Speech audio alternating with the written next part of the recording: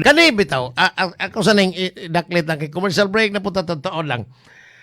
Kining leksyon sa mga Filipinos kay kasagaran ang kanimang kong gobyerno. Sukad pa sa akong natimanan, dili kay sila mo hatag og dakong pagtagad sa agrikultura.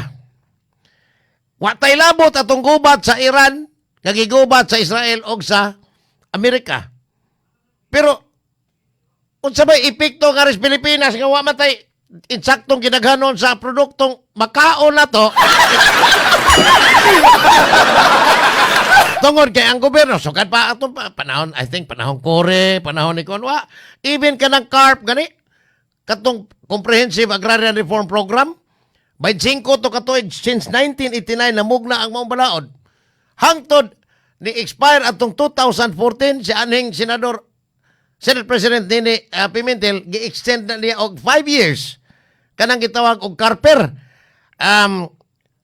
CARP Extension and Reform for 5 years na expire atong 2019. Kadtong pagpanghatag og gitawag og CLOA Certificate of Land Ownership Award CLOA. Kumura ko nagtitulo nga ang yuta sa asindero, parehan dyan sumilid ako kay yuta, kinahanglan nga iapon-apon na siyahang mga mag-uuma. Pinagi sa pagpalit sa gobyerno, gamit ang kwartas land bank, palito na dito sa landlord, inikahuman, amo ning apon-apon o pila kabuok sa op, ano o 15 nagbaol, mao'y among hatagan aning maong yuta. In return, ang mga recipient, matagaan og kanabang murag titulo. Pabayro na sila nga tos land bank sud sa 30 katuig. Kay kunuhay aron ang yuta nga ilang tamnan magkaprodukto nga sila mo'y mag-uma, ilahan ang produkto, sila mo baligya ako na isubra. Pero unsa may resulta, ang mga yuta ani nga napalit sa gobyerno nga gihatag sa mga mag-uuma, gipalit na pud og balik ngadtos mga sindiro kay wa may ayuda ang Department of Agriculture aron ang mga mag-uuma makadindot og produkto gikan sa ayuda sa gobyerno. Sige man hatag aning akap, aik. Sa tong kang kwan Tambalos-los Martin sa to iya mga uban pang mga kwan iham to. Ko na. Ang inungdan ganong ingon ani karon wa tay labot sa gubat sa Amerika og sa Iran. Pero di kalit og mahal ang krudo, gasolina kay wa na kuno delivery. Gani si Bay Justin ng Gruya to as Pangasinan ang isang nanirado dire ang mga gasoline station. Wa bay delivery. Ang atong pagkaon din kasagaran gikas Amerika. Naloko na. Ang kato mga prutas layo gani kayo. Ang daghan ani China. Ang bugas dito sa Thailand, Cambodia ug Vietnam nga naaunta din his Pilipinas ang International Rice Research Institute kanang IRI na sa UP Los Baños, Laguna.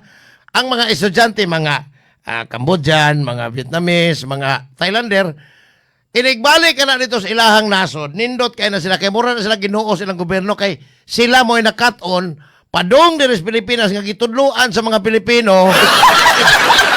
Ang resulta, ang mga maestro na malit o produkto gikas sa ilang mga estudyante gitudluan dito sa ERE, Naloko. or IRRI, kay matod pa ang Pilipinas wa kunoy igong kanabang produkto nga ikapakaon sa kinabag-an sa mga Pilipino. Parting inutila ng gobyerno ha. Wa man dili karon ha, dili present set up sa mga incumbent official sa gobyerno kundi katupang nangagi hangtod karon. Tanawa, og imong balikon ang kasaysayan aning CARP. Kadtong tumong kaniadto nga hatagan og yuta ang mga mag-uuma aron makatanom para sa ilang kaugalingon kay gipalit sa gobyerno, pinagilan bang? Uy, maron. Example, 3rd District, Negros Oriental. Katong ilahang Arnie Teves, buti ni sikat tong maitong siyang kamaldito. Inong na preso. At sa may netabo, ang mga yuta nga gipalit sa land bank nga gihatag ngadtos mga benepisaryo, gipaligyag balik ngadtos landlord kay wa man sila mo tanong kay wa man ganip idaro. Naloko na. Mo ni nakangilad sa kaimtang sa Pilipinas kay ang patahatagan og dakong pagtagad sa gobyerno sa budget matag tuig ang DPWH sa flood control nilang Peter Calderon, Ria Golias, diyan may Bibico. Sus luuyas mga Pilipino, inutil kasi ng inutil. Wa gyud tanawa di karon ni abot as punto nga wa na supply. Doon na sila dito daghang produkto di man mapadaan sa Pilipinas kay mga barkong imo lang ipaanod sa sulog sa Naloko na.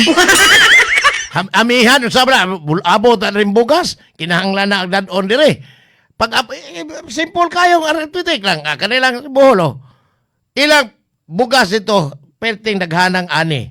Dan unon kay may taga Cebu nga nag-iya dito kahumayas bol. Unsa man na imong bugas ito matod pa na takok ay gastos plate pag ibaligya ko lang na ring bugas. Unya inig-abot Cebu ipalit po na kog bugas. Ting luoy. Salaktod pagka-extra hinanggaw. Aning yun aning kahimtang ros Pilipinas nga leksyon ginis mga leader unta. Kantong leader gyud nga tinuod kanang leader lang nga anto mong kawatan. Ay na lang magpatuga og sige og yaw-yaw anang publiko nga magsige mo panghambog nga mao ni akong nahimong balaod. Mao ni tungod kay nagsuwat ko ning balaod nun nahimong inutil ang mga Pilipino tanawa ron. Dili gyud maapektahan unta og grabe kaayo ang mga Pilipino aning pagmahal og tungod kay gubat dito kanira us kabuok ra. Usar ka nasod ang gigubat pero tibok kalibutan epekto. Unsa may epekto sa Pilipinas bisag wa tay labot sa gubat. Wapas mo. Mga pasmado sa umabot ng mga panahon ang mga Pilipino. Sige man tag pang-import kay sus nindota tong mga bugas gikan dito sa kuan ay. Ngano man ang tungod sa rice tarification law. Ang author ani katong ningon nga itigilan natin yan ng mga andi-andi rice, marami na kasing obese na Pilipino. Sinsa Villar. Siya Committee on Agriculture. Malibog to kung anong Committee on Agriculture. Sir man to nga. Di ba ito kamao ganin mo tanong sa kuskabok sibuyas? Ba?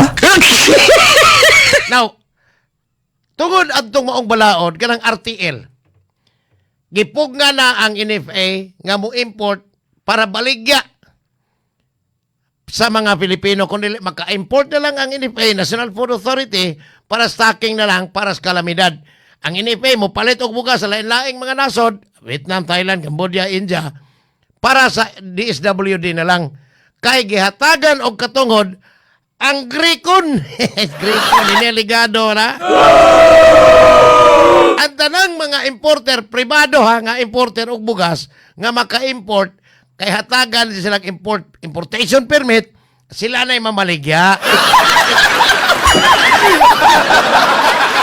Ang rice tarification law, murag mo ay nakaingon nga ang inipayon ta, makabali ta, kay nagsigi in town tog saad ang inyong presidenteng gibutaran nga naay bugas nga 20 daw ang 1/4 kilo. Matod pa, Bagong Pilipinas, bagong muka. Asako sa bugas, milkat, rungpunga. Ay sagminyo, ulat sa mo sa tagpainting ilo. Bagong Pilipinas, bagong muka. Ang kilo sa bugas, tag-30 punga. Okay pa. dili na ni 30 tunga. 40 na tunga. Ato pa, 20 ang 1/4, ingon Tagalog, 1/4, 20. Matod pa ni Rolando Binaro ang karon ang mga leader man sa mga adik na hinoon masang.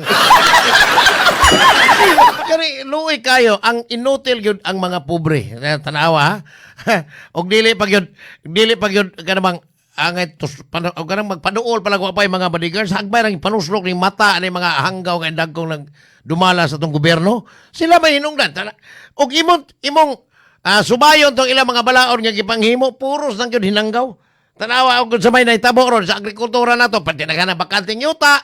Daghan kay dito ganis norte na agi may itong humas election. Adto may sa Dan Bantayan District Hospital. Sus dakuan ang yutas bedilin nga murag kutom sa maabot sa mong mata. Bakante na kaniadto katubha na. Ang mga tubo ko dito gisira naman tong bumid ko. So wala matamnin lang. Kung kay wala may galingan dadunan las negros pero kanang mga yuta akong git at timana bisag pagpatanom na lang mais. Arang-arang unta kay dili kita malatan sa grabing kadako sa cost of delivery sa mga pagkaon nga dadon na sa ato ang mga kamerkaduhan. Karon di man ang mga negosyante perti mang lamia sa ilang una-una nga di man gud pwede nang imagbutang ta dihagkuan kanang budget para sa agrikultura kay kapamalit raman ta sa nasod nga ang supply bugas.